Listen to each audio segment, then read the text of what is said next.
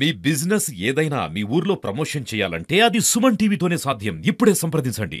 Devil fish ఈ పేరు వినగానే చెరువులో చేపలు పెంచే రైతులు మత్స్యకారులు హడలెత్తిపోతారు. దీని పేరులోనే ఉంది భయంకరమైన గుణం. దీన్ని తెలుగులో దెయ్యం చేప అని, మరో చేట విమానం చేప అని పిలుస్తారు. వన్స్ ఇది చెరువులోకి ఎంటర్ అయిందా ఇక అంతే, స్థానికంగా ఉండే చేపలన్నీ మటాష్.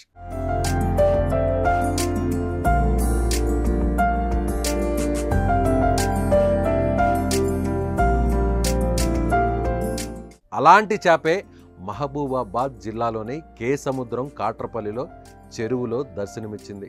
ఈ చేప తన సంతానాన్ని తక్కువ కాలంలోనే 100 రెట్లు పెంచేసుకొని రైతులు వేసిన మేత మొత్తాన్ని తినివేస్తుంది. కేవలం మేత మాత్రమే కాదు, ఇది మాంసాహారి కూడా. తనకంటే చిన్నదైన ఇతర చేపల్ని సైతం మింగేస్తుంది. ఈ చేప కాలువల ద్వారా కొల్లేరులోకి ప్రవేశించి పరివాహక ప్రాంత చెరువుల్లోకి వ్యాపించింది. ఈ చేపను చంపేందుకు ఎన్నో మందులు వాడినా ఫలితం లేకుండా పోతోంది. ఇది వింతగా ఉంది. దీని మీద కొంచెం కింద నోరు ఉండడం జరుగుతుంది, పైన మొత్తం ఇక్కడ పుడుసులు ఉంది.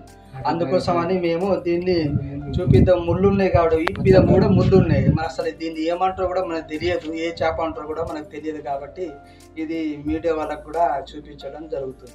రైతు కొన్ని లక్షల సంఖ్యలో చేప పిల్లలను చెరువులోకి వదిలితే దెయ్యం చేప దెబ్బకు అవి వేలల్లోనే మిగులుతున్నాయని గతంలో పలుచోట్ల మత్స్యకారులు ఆవేదన వ్యక్తం చేసిన సందర్భాలు ఉన్నాయి. ఇక ఇది చాలా మొండిది, భూమి పొరల్లోకి వెళ్ళి మరీ బతుకుతోంది. ఈ చేప నీరు లేకపోయినప్పటికీ 15 రోజులకు పైగా బతకగలదు.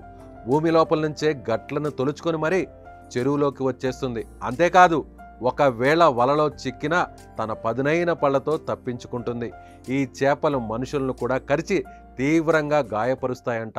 నలుపు రంగుపై తెలుపు రంగు చారలతో ఉన్న అరుదైన డెవిల్ ఫిష్ను చూసేందుకు కేసముద్రంలోని ప్రజలు ఆసక్తిగా వస్తున్నారు.